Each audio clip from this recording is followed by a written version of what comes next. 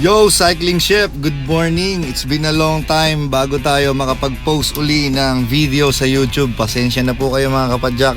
Sobrang busy lang po. Okay, today is a great day to test our Element ROAM. Bago po ang lahat, connect muna natin ang ating mga sensors like heart rate, power meter at saka cadence sensor.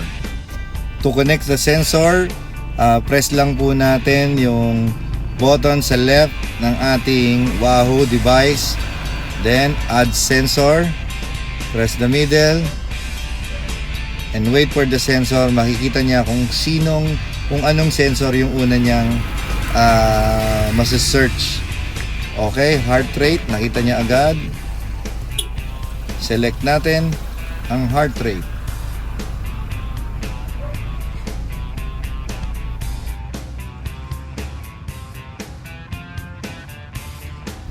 Select and save the sensor. Add din natin yung cadence. Press yes. Nakita nyo mga kapadyak, nagkakaproblema dun sa mga button sa ilalim. Add pa po tayo ng sensor. Okay, hintayin po natin. Okay, nakita nyo na yung ating power meter. Save power meter.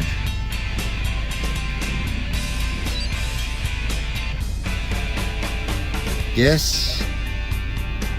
Alright. Okay, sa Wahoo yung cadence sensor natin nakakabit sa sapatos. Yo, Cycling Chef! January 29 today. This is my first ride of the year. Ngayon pa lang natin itetest yung ating Wahoo ROAM. And hopefully maging maayos yung ating review sa Wahoo ROAM. At meron pa tayong surprise mamaya.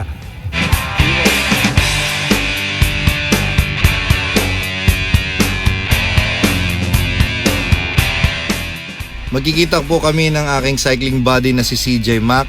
Magkikita kami sa Minalin, Pampanga. At pupunta kami ng Eco Park.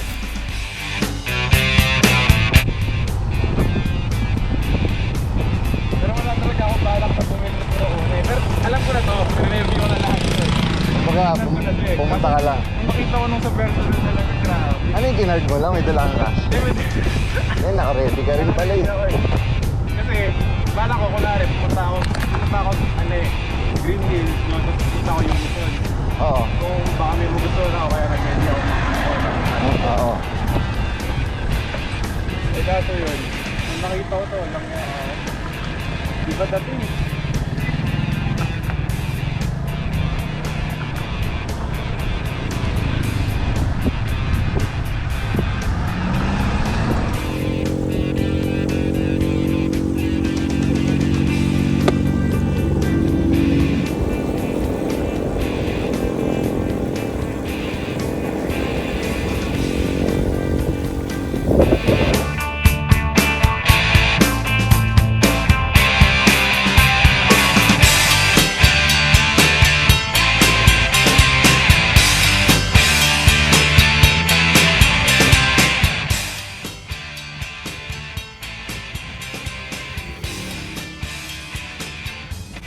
Okay, as you can see, ito ang ating Wahoo Element ROAM.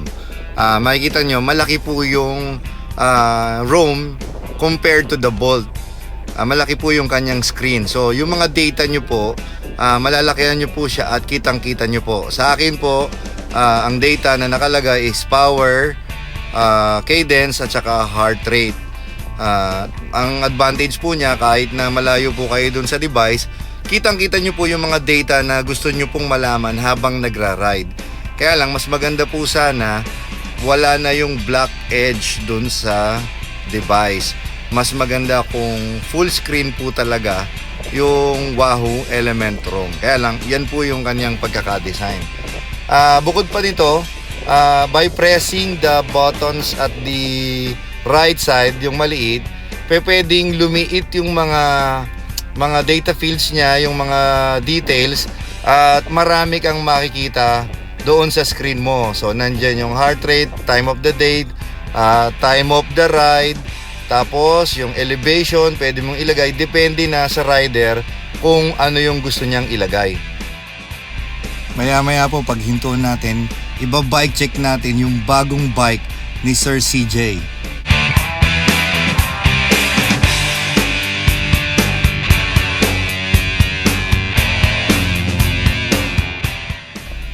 Okay mga kapadyak, alam kong excited na po kayo dito sa bagong bike na ating iba-bike check.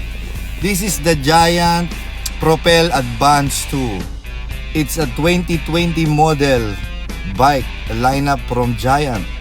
Ang gustong gusto ko sa bisikleta na to mga kapadyak, yung pagkaka-shape ng kanyang profile ng batalya. Ang group set nga po pala ng bike na ito is 105 Shimano 105 shifters at Shimano 105 crank. Tapos ang kanyang real derailleur is 105 Shimano. Ganon din ang kanyang front derailleur. And the size of CJ's bike is size medium. Ang saddle po ng bike is Giant saddle. Very decent naman yung saddle niya. At syempre, this is a disc brake model nga pala mga kapadyak. In na in po ang bike nito. Alam naman natin sa Pro Peloton nowadays, karamihan ay naka-disc brake na. The weight of this bike, sabi ni CJ, although hindi ko siya natimbang, is 8 kilos. Pero tignan nyo naman, yung handlebar po niya, hindi pa siya carbon. Malaki pa po ang igagaang ng bike na to. The stem is very chunky. Napakaganda po ng stem. Unang tingin ko pa lang, akala ko 120 yung stem, pero 110 lang pala yung, 100 mm lang pala yung stem. Pero dahil sa pagkakagawa niya, para ng 120. At one thing na nagustuhan ko, yung internal cabling.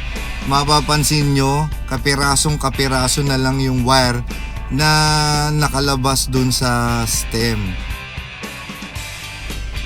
Siguro yun na lang po muna mga kapadyak. Mamaya dagdagan natin yung information about the rim set.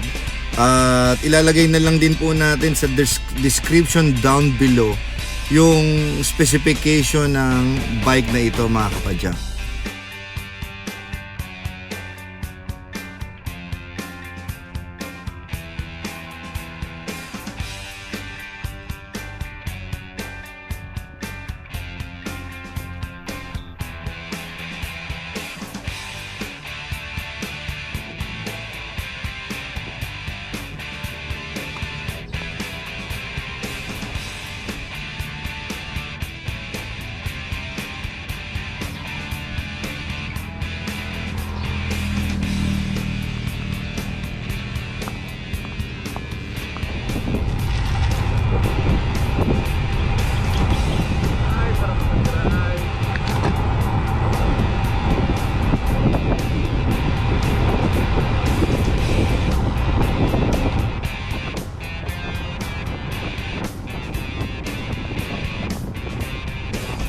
Ayun o mga kapadyak, erong-ero talaga yung bike. Pag pinagmamasdan ko si Sir CJ, pag nasa likod ako, kitang-kita kung gaano kanipis ng bisikleta niya. Pag si Sir CJ pumayat ito, bumalik ito sa kanyang cycling form, sigurado iiwanan na naman ako nito. Ayan. By the way, yung kanyang rims nga pala is Giant P-A2 wheelset. Ang spokes and hubs niya is Giant P-A2 din. At yung kanyang tires is 700 by 25C folding Giant Gavia Course AC 1 tubeless mga kapadyak.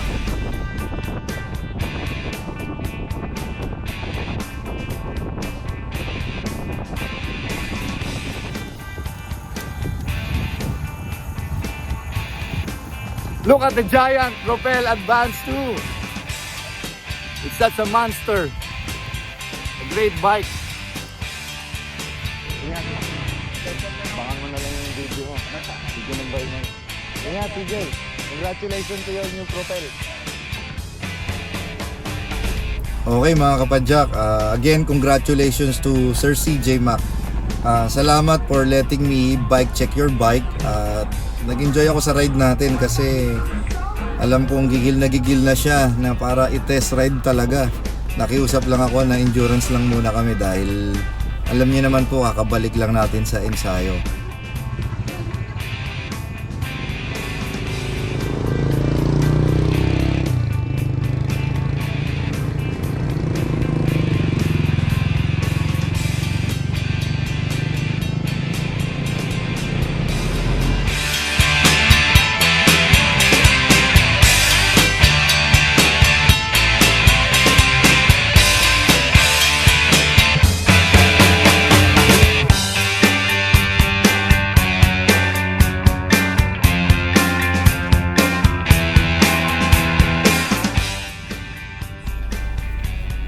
Okay, balik tayo sa pagre-review natin ng Wahoo ELEMNT ROAM. As you can see, the only downside na nakikita ko na nagiging problema dito sa ELEMNT ROAM, yung mga buttons dun sa ilalim, yung 3 buttons dun sa ilalim, medyo mahirap siyang pindutin. Yun lang, honest take, no? All in all, okay naman po yung unit. Unfortunately, the problem is, yung mga buttons po sa ilalim, mahirap po siyang pindutin. Hindi siya nagre-respond agad. Kakatapos lang po ng ating short ride. This is the first ride of the year. As you can see, nakita nyo po yung Giant Propel Advanced 2 ni Sir CJ Mac. Congratulations Sir CJ for your new bike purchase. Napakaganda po ng bike. Nakita ko siyang tumakbo. It's a very aerodynamic bike. Napakaganda po ng colorway. It shines. There are bikes na sexy, but this one is parang bossing o parang ang dating niya kumbaga matalim, matuli sa daan. Yun ang aking masasabi. Actually, it's just an endurance ride kaya hindi ko pa talaga nakita nag-perform ng maayos yung Propel at hindi ko naman po sasakyan, no?